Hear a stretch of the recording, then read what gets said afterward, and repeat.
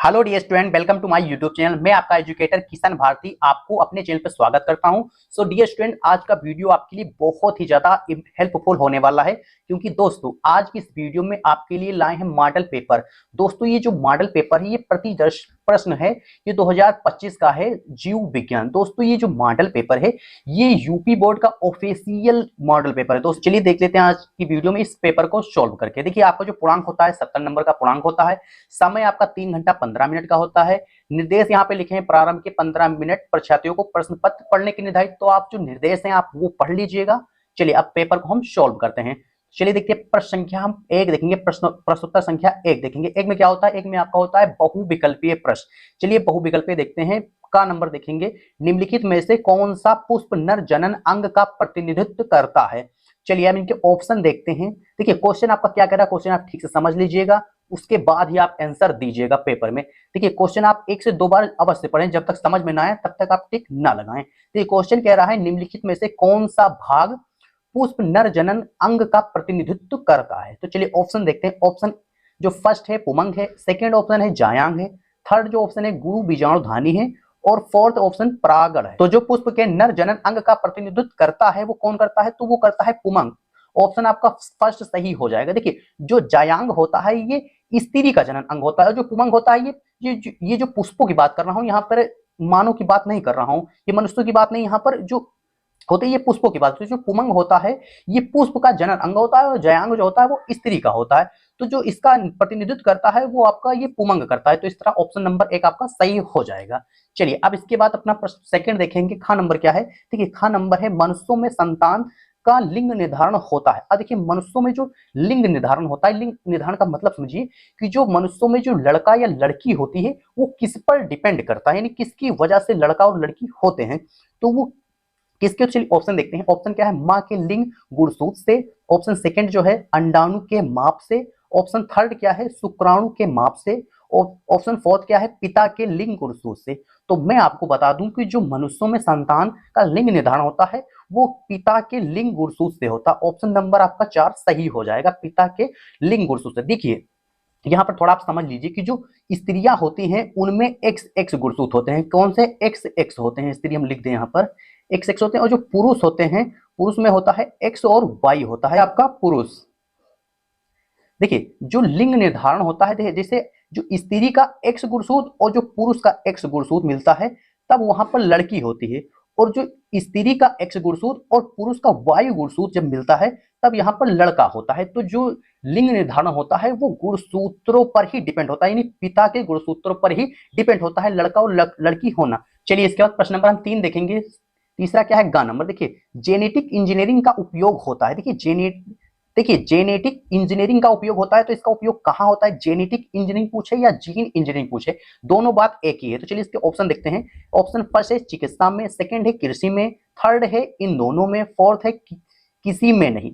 तो जो मैं आपको बता दूं ये जो जीन इंजीनियरिंग होता है यानी जेनेटिक इंजीनियरिंग होता है, इसका प्रयोग दोनों में होता है, यानी चिकित्सा में और कृषि दोनों में भी इसका यूज होता है। तो ऑप्शन नंबर आपका थर्ड सही हो जाएगा। चलिए घ नंबर देखेंगे। घ नंबर क्या है, चलिएगा नंबर 12, निम्नलिखित में से किसे भारत में जैव विविधता का तप्त स्थल कहा जाता है। तप्त स्थल यानी हॉटस्पॉट, आप पढ़े होंगे हॉटस्पॉट, वही तप्त स्थल ही होता है। चलिए इसका ऑप्शन देखते हैं। ऑप्शन फर्स्ट क्या है, अरावली पर्वत, सेकंड है इंडो गंगेटिक मैदान है, थर्ड है पश्चिमी घाट है, फोर्थ है पूर्वी घाट है। तो जो मैं आपको बता दूं इसका जो सही उत्तर है, इसका सही उत्तर ऑप्शन नंबर थर्ड इसका सही हो जाएगा, पश्चिमी घाट ही इसका उत्तर सही है। यानी हॉटस्पॉट का जो तप्त स्थल जो है वो कहाँ कहाँ होता है, तो वो पश्चिमी घाट माना जाता है। ठीक, चलिए अब इसके बाद देखिए यहां पर जो होता है आपके बहुविकल्पीय प्रश्न जो है, आपके 4 बहुविकल्पीय प्रश्न होते हैं, प्रत्येक प्रश्न 1 नंबर के होते हैं। तो इस प्रकार आपके 4 अंक यहां पर पक्के हो जाते हैं। चलिए अब इसके बाद आता है आपका अति लघु उत्तरीय प्रश्न आता है। क्या आता है, अति लघु उत्तरीय प्रश्न। चलिए देखते हैं अति लघु उत्तरीय प्रश्न कितने अंक के होते हैं, तो ये भी 1 नंबर के ये भी होते हैं। चलिए प्रश्नों को देख लेते हैं। क्या है, क्लाइनफेल्टर एवं टर्नर सिंड्रोम में गुणसूत्रों की संख्या लिखिए। देखिए क्वेश्चन क्या कह रहा है कि जो सिंड्रोम होता है तो क्लाइनफेल्टर सिंड्रोम और टर्नर सिंड्रोम, इनमें जो गुणसूत्रों की संख्या होती है वो कितनी होती है? तो मैं आपको बता दूं कि जो क्लाइनफेल्टर सिंड्रोम होता है उसमें गुणसूत्रों की संख्या 47 होती है, यानी 47 उसमें होती है। किसमें होती है? तो क्लाइनफेल्टर सिंड्रोम में, यानी उसमें जो गुणसूत्रों की संख्या है वो बढ़ जाती है। सामान्यतः मनुष्यों में जो है गुणसूत्र होते हैं 46 होते हैं, लेकिन जो क्लाइनफेल्टर सिंड्रोम होता है उसमें क्या होता है कि 46 ना होकर 47 हो जाता है, यानी एक गुणसूत्र जो है वो बढ़ जाता है। ठीक। और जो टर्नर सिंड्रोम है आपका, टर्नर सिंड्रोम में क्या होता है कि इसमें जो गुणसूत्रों की संख्या 46 की वजह इसमें कितनी हो जाती है? तो इसमें हो जाती है आपकी 45 हो जाती है, यानी 45 गुणसूत्रों की संख्या इसमें होती है। तो इस तरह आप जब लिख देंगे तो आपके एक नंबर पक्के हो जाएंगे। देखिए इसमें ज्यादा कुछ नहीं लिखना होता है, क्योंकि ये एक ही नंबर का होता है, अति लघु उत्तरीय प्रश्न होता है, आपको एक ही शब्द में इसका उत्तर देना होता है, तो आप इस तरह से उत्तर दे सकते हैं। चलिए अब उसके बाद का हो गया, उसके बाद खा देखेंगे। खा क्वेश्चन नंबर क्या है? देखिए खा प्रश्न आपका क्या कह रहा है वो देखिए। नर जन्म कोशिका किस विभाजन द्वारा शुक्राणुओं का निर्माण करती है? देखिए क्वेश्चन को आपको जल्दबाजी में सॉल्व नहीं करना, पहले क्वेश्चन आप देखिए, क्वेश्चन को पढ़िए, समझिए क्वेश्चन कहना क्या चाहता है, उसके बाद ही आप उसका उत्तर देखिए। देखिए नर जन्म कोशिका किस विभाजन द्वारा शुक्राणुओं का निर्माण करती है? तो इसका उत्तर क्या है? उत्तर में आपको क्या लिखना है? उत्तर में लिख दीजिए आप अर्धसूत्री विभाजन। क्या लिख दीजिए? अर्धसूत्री विभाजन। अर्धसूत्री विभाजन। तो जो नर जन्म कोशिका होती हैं वो किस विभाजन द्वारा शुक्राणुओं का निर्माण करती हैं? तो वो होता है अर्धसूत्री विभाजन के द्वारा होता है। चलिए अब सेकंड देखेंगे, थर्ड देखेंगे, यानी ग नंबर देखेंगे। परागकण मृत कोशिका में गुणसूत्रों की संख्या क्या होती है? इसमें देखिए गुणसूत्रों की संख्या पूछी जाती है, परागकण मृत कोशिका में गुणसूत्रों की संख्या होती है, तो कितनी होती है? तो उसमें होती है द्विगुणित होती है। कितनी द्विगुणित? यानी कि 2n होती है। क्या कितनी होती है?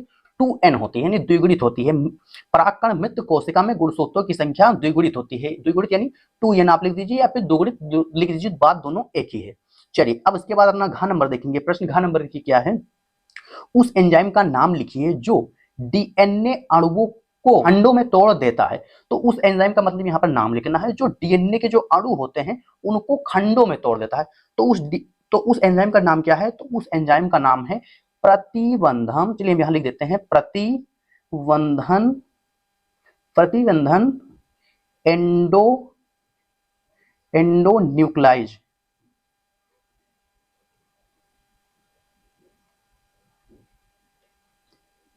तो उस एंजाइम का नाम क्या है? उस एंजाइम का नाम है प्रतिबंधन एंडोन्यूक्लाइज एंजाइम होता है। ये एंजाइम क्या करता है? तो ये डीएनए खंड, जो डीएनए के अणु होते हैं उनको खंडों में तोड़ने का कार्य करता है।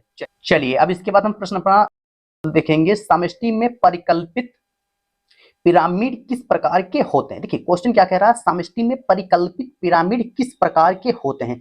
चलिए इसका उत्तर आपको कैसे लिखना है? उत्तर आप लिख दीजिए इसमें आयु पिरामिड के होते हैं। चलिए देखिए आपको कैसे लिखना है, जैसे ज्यादा आपको याद नहीं करना। देखिए जो क्वेश्चन है क्वेश्चन में से लिख दीजिए, जैसे समष्टि में परिकल्पित पिरामिड, इतना इतना आप जब आंसर लिखेंगे तो इतना काट देंगे, फिर इसके बाद आप यहाँ लिख दीजिए आयु आयु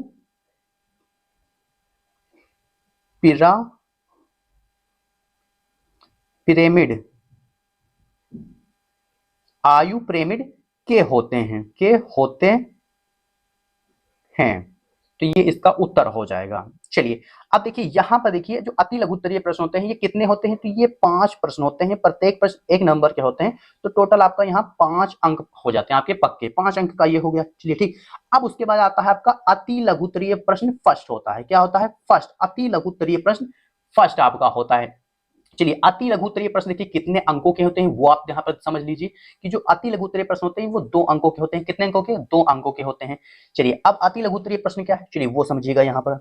चलिए देखिए प्रश्न का क्या है? पक्षियों में लिंग निर्धारण को समझाइए कि देखिए पक्षियों में लिंग निर्धारण कैसा, जैसे मनुष्यों में लिंग निर्धारण होता है ठीक उसी प्रकार जो है पक्षियों में भी लिंग निर्धारण होता है, तो आपको वो उसको बताना होगा। तो दोस्तों मैं आपको बता दूं कि आज की वीडियो हम इसका फुल सॉल्यूशन नहीं कराएंगे दोस्तों। यदि आप इसका फुल सॉल्यूशन चाहते हैं तो आप हमें कमेंट में कीजिए, हम उसमें आपको इसका फुल सॉल्यूशन आपको प्रोवाइड कराएंगे। तो आप हमें कमेंट कर दीजिए, यदि आपको आवश्यकता हो तो आप हमें कमेंट कर दीजिए, हम इसका फुल सॉल्यूशन आपको प्रोवाइड कराएंगे। चलिए प्रश्न देख लेते हैं।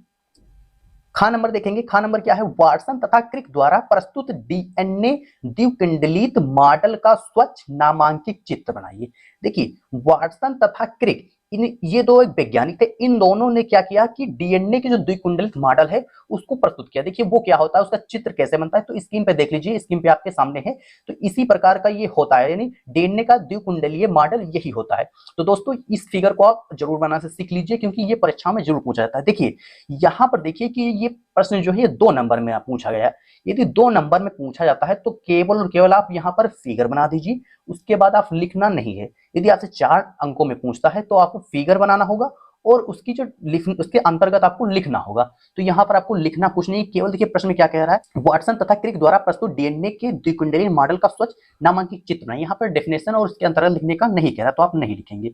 चलिए फिर उसके बाद ग नंबर देखेंगे, प्रतिरक्षा क्या है, व्हाट इज इम्यूनिटी। प्रतिरक्षा क्या है, देखिए प्रतिरक्षा क्या होती है, यानी रोगों से लड़ने की जो हमारी प्रतिरोधक क्षमता होती है उसी को ही प्रतिरक्षा कहते हैं। यानी कि आप जो आपका प्रतिरक्षा तंत्र है उसको आप स्ट्रॉन्ग रखिए, तभी तो आप मतलब स्ट्रॉन्ग होंगे। तो वही चीज आपको यहाँ पर लिखना होगा, आप लिख दीजिएगा। चलिए उसके बाद घ नंबर प्रश्न लिखेंगे, आर्किड पौधा आम के पेड़ की शाखा पर उग रहा है, आर्किड और आम के पेड़ के पारस्परिक क्रिया को आप कैसे स्पष्ट करेंगे। दोस्तों आपने बहुत बार देखा होगा, क्या देखा होगा कि आम के जो पौधा होता है उसी के ऊपर एक पौधा उग जाता है। वो कौन सा पौधा होता है, तो वो आर्किड का पौधा होता है। कौन सा, आर्किड का पौधा होता है। ये पौधा आम के जो शाखा होती है उसी पर ये उग जाता है। तो ये कैसे उगता है आप इसको बताना होगा। तो ये कैसे उगता है, तो ये जो उगता है ये सहभोजिता के इस कारण होता है। सहभोजिता क्या होती है, इसमें देखिए ये होता है कि जो एक जाति होती है उसको लाभ होता है और दूसरी जो जाति होती है उसको ना ही लाभ और ना ही हानि होती है। यानी दोनों नहीं होता, ना उसको लाभ होता है ना ही हानि होती। कैसा नहीं होती, जैसे आर्किड का जो पौधा है ये आम के पेड़ पे लग गया, तो इससे जो आम के पेड़ को कोई भी किसी प्रकार की नुकसान नहीं हो रहा है, ना ही इसको लाभ हो रहा है। लेकिन आर्किड का जो पौधा है उसको लाभ हो रहा है।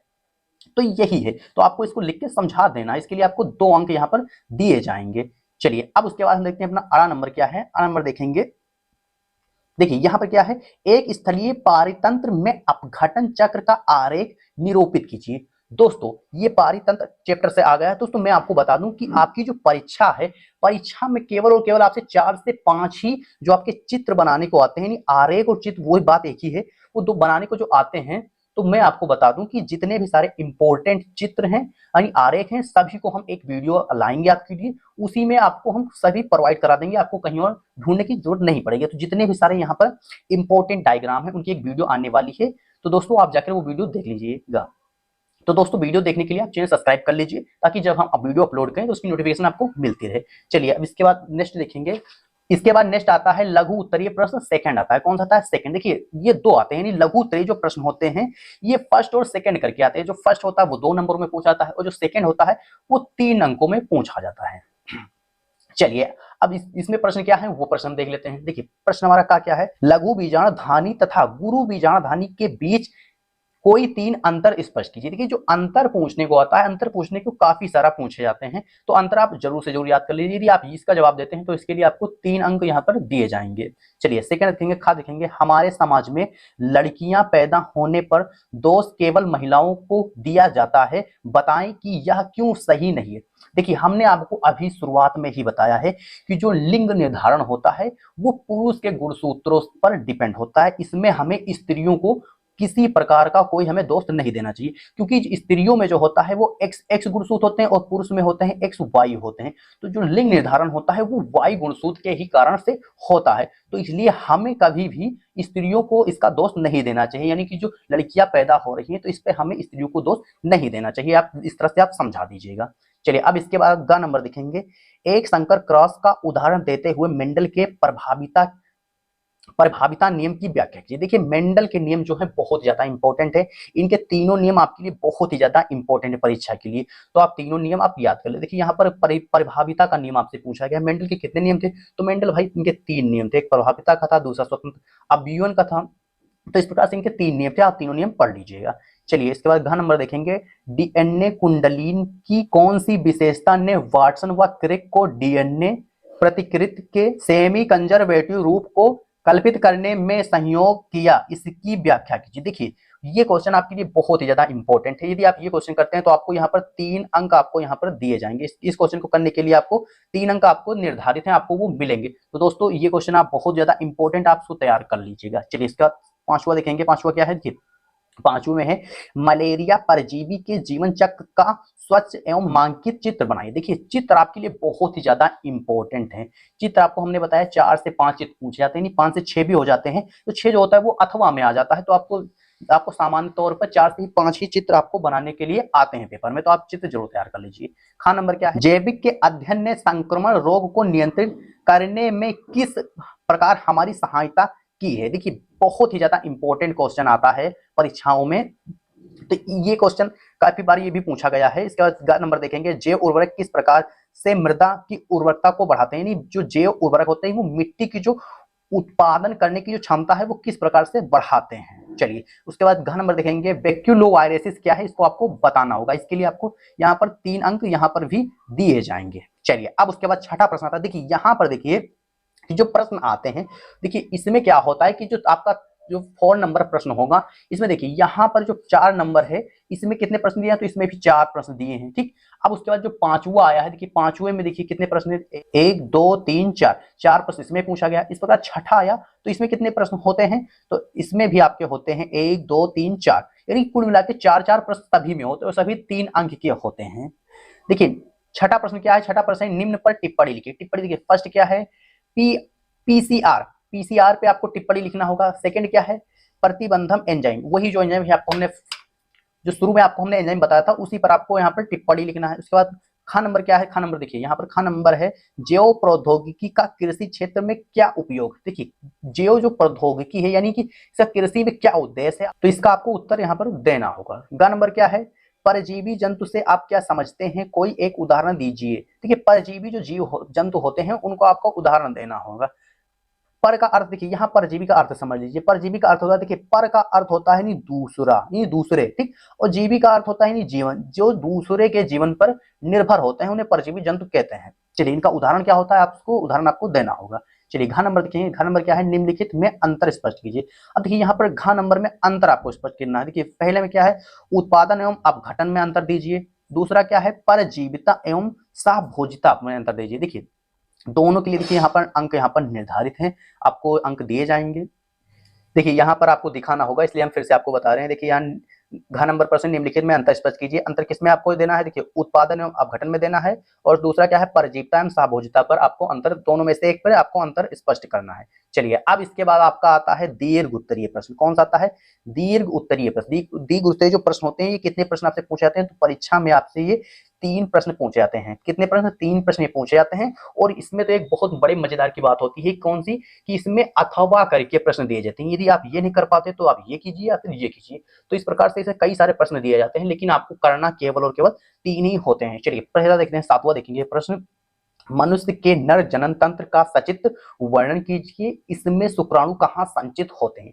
देखिए बहुत ही ज्यादा इंपॉर्टेंट प्रश्न आपके लिए आया है दोस्तों। नर जनन तंत्र और स्त्री जनन तंत्र दोनों जो है बहुत ज्यादा इंपॉर्टेंट होते हैं परीक्षा की दृष्टि से, और दोनों का जो नामांकित चित्र होता है, यानी चित्र जो इसका है वो आप जरूर से जरूर पढ़ लीजिए भाई 2025 की परीक्षा के लिए, क्योंकि बहुत ही ज्यादा इंपॉर्टेंट होता है। और आगे देखिए क्या लिखा है, शुक्राणु कहाँ स्थित होते हैं। देखिए आप इसको जब पूरा डीपली पढ़ेंगे, हमने इसको डीपली पूरा यूट्यूब पे पढ़ाया है, नर जनन तंत्र मादा जनन तंत्र, आप वहां जाइए, वीडियो आप सर्च कर लीजिए, आपको वीडियो मिल जाएगी, आप वहां से इसको पढ़ सकते हैं। चलिए यदि आप ये नहीं कर पाते तो अथवा में आपको दिया रहता है, नहीं आपके पास एक ऑप्शन और होता है। दूसरा क्या है, पुष्पी पौधों में लघु बीजाणु जनन का सचित्र वर्णन कीजिए। देखिए चित्री वाला ज्यादातर पूछे जाते हैं, जो दीर्घ प्रश्न होते हैं उसमें चित्र, 1 2 चित्र जरूर से जरूर कंपलसरी होते हैं, आपको देना होता है। चलिए तो 8वां प्रश्न क्या है, चलिए 8वां प्रश्न देखते हैं, आनुवांशिक कूट क्या है, इसकी मुख्य विशेषताओं का वर्णन कीजिए। देखिए आनुवांशिक कूट जो होता है बहुत ही ज्यादा, it is very most important question for UP board 2025। चलिए देखिए ये जो प्रश्न होता है कितने अंकों के लिए पूछा जाता है, तो मैं आपको बताना भूल गया, ये सभी प्रश्न जो 5 अंकों के आते हैं। कितने, 3 2 5 ये हो गया, 3 2 5 ये हो गया, 2 2 4 और 1 5 ये भी हो गया, तो 5 5 नंबर की ये प्रश्न आपसे पूछे जाते हैं। चलिए यदि आप ये नहीं कर पाते हैं तो देखिए अथवा में एक और दिया रहता है, जैव विकास किसे कहते हैं, भूवैज्ञानिक कालों में होकर पादपों के विकास का सचित्र वर्णन कीजिए। तो आप दोनों पाद आपके पास ऑप्शन है, आप ये कर दीजिए या फिर ये कर दीजिए, जो आपको आसान लगेगा परीक्षा में वो आप वो कर देंगे। चलिए इसके बाद 9वां प्रश्न देखते हैं। 9वां क्या है, पादपों की जाति विविधता कितनी है। देखिए यहाँ परसेंटेज में दे रखी है, देखिए 22% है। कितनी, जो पादपों की जात विविधता 22%, और जंतुओं की कितनी है, 72% है, की अपेक्षा बहुत कम है। देखिए किसकी कम है, तो यहाँ पर जो है पादपों की जो है वो कम है, पादपों की जाति है वो क्या है, वो कम है। किससे कम है? यानी जंतुओं की जात से कम है। देखो जंतुओं की यहाँ कितनी है, 72% है, और इसकी कितनी है, 22%। चलिए क्वेश्चन आगे पढ़ते हैं, समझ में आएगा। बहुत कम है, क्या कारण है कि जंतुओं में अधिक विविधता मिलती है? तो ये कारण आपको बताना, ये लॉन्ग में पूछा जाता है, आपको इसका उत्तर लॉन्ग में देना होगा। इसके लिए आपको 5 अंक मिलेंगे, 5 अंक आपके निर्धारित हैं। चलिए, और यदि आप ये नहीं करते हैं तो आप इसके बाद सेकंड ऑप्शन आपका होता है अथवा में क्या है, किसी भौगोलिक क्षेत्र में जाति क्षति के मुख्य कारण क्या है? देखिए आप ये कर लीजिए या फिर ये कर लीजिए, दोनों में से आपको एक करना होगा। तो जो जो आपके ये दीर्घ उत्तरीय प्रश्न आते हैं, ये टोटल ये आपको तीन ही करने होते हैं। 3 आप करेंगे तो आपको पूरा नंबर यहाँ पर दे जाएंगे, यानी 15 नंबर देखिए होते हैं जो 15 नंबर के होते हैं। तो दोस्तों इस तरह से आपका ये पूरा 70 नंबर का पेपर होता है, 70 नंबर का ये पेपर होता है दोस्तों। इस तरह से आपको यहाँ पर 70 नंबर दिए जाएंगे। तो दोस्तों आज की वीडियो में बस इतना ही। दोस्तों यदि आप इसको फुल सॉल्यूशन चाहते हैं जितना ये पेपर है, तो आप हमें कमेंट जरूर कर दीजिए। आपके कमेंट को हम पढ़ेंगे, उसके बाद हम आपको प्रोवाइड जरूर करा देंगे। तो दोस्तों चलिए मिलते हैं आपसे किसी दूसरे वीडियो के साथ। तो दोस्तों मैं आपको यही कहूंगा कि दोस्तों यदि आप हमारी इस वीडियो से कुछ सीखे हो तो वीडियो को लाइक कर दीजिए, और चैनल पर पहली बार है तो चैनल को सब्सक्राइब जरूर कर लीजिए। फिर मिलते हैं आपसे किसी दूसरे वीडियो के साथ, तब तक के लिए love you, bye bye, take care.